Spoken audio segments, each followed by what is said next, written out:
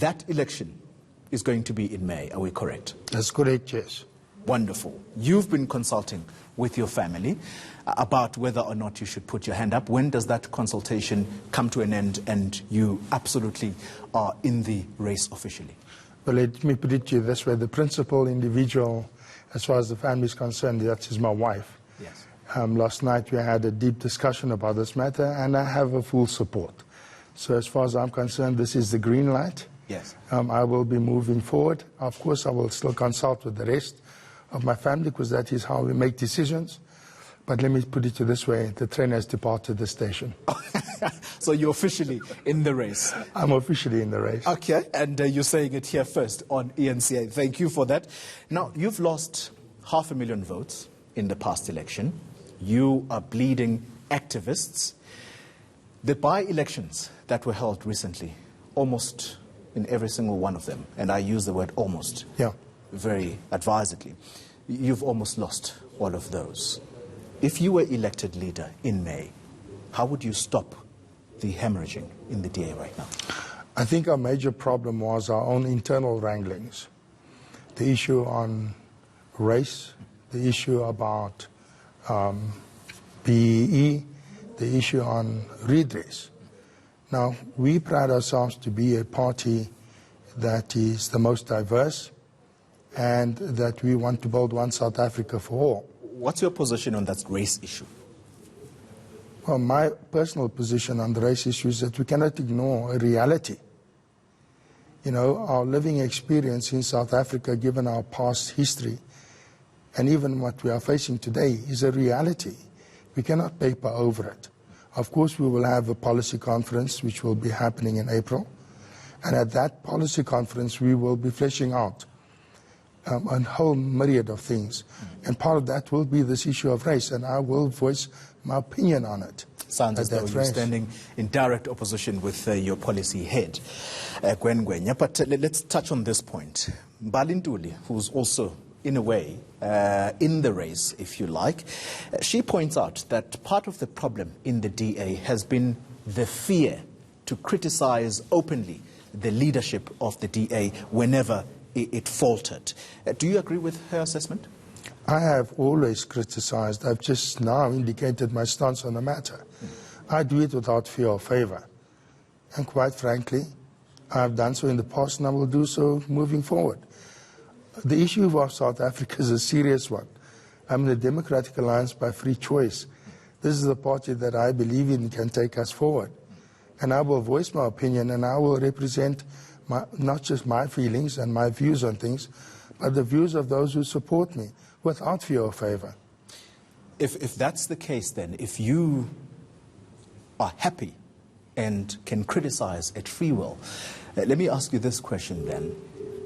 Where do you stand, or perhaps do you have a problem with your Federal Council chairperson, Helen Zille, having stayed in the house of a DA funder, Michelle Leroux, rent-free? Do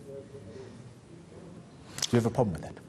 Well, a person needs to look at ethic. You know, if you look to King's principles, the principles of King, then of course a person questions it. But she does indicate that that is after she had vacated the seat and position of Premier of the Western Cape. Does it make it right? Well, ethically speaking, a person needs to interrogate this. I mean, you can't have, you know, when you're in a position of authority and power and you are an ambassador, everything you do and say has an impact upon the party that you represent. I think she needs to give us an account, and I will ask her that. And if she gives a reasonable one that is acceptable to me, I will accept it. But if she gives me a story that I cannot fathom or believe in, then that is my right not to believe it. But ultimately, as a leader, you need to be able to take the repercussions for your actions. Should the legal arm of the party look into this? Well, I would ask for it to possibly be investigated. The fact is that she's back in the party, and even things that we have done in the past. She's the leader of the party. No, she's not the leader. Whoa. She's not the leader. She's a federal chairperson. Exactly. Let her stay in her lane and I'll stay in my lane. Yeah. Indeed. Because the argument by some people is going to be, what is different about her position versus that of Mr. Maimani's? I agree with you. You know, when we apply for any position, you have to declare whether there's anything in your past history that could possibly have an impact, negative impact upon the values of the party and bring the party into disrepute.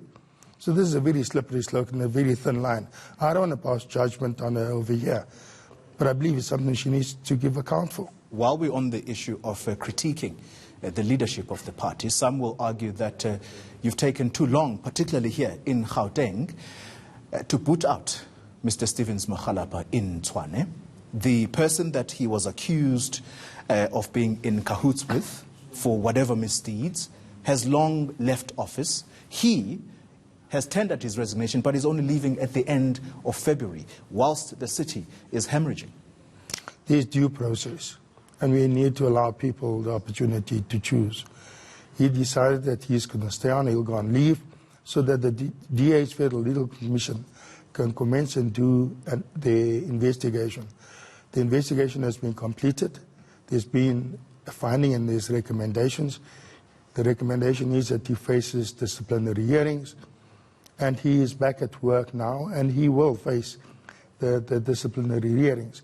He has indicated that he will vacate office at the end of this month, that is before the next normal sitting of council, and that is all part of due process. We have to respect it. Yeah. Just very briefly as we close our conversation, did he in any way, of course we're not interested in his romantic life, but did he admit to having had an affair, or should we say, did he engage in sexual conduct in the offices of the council? He denied all such.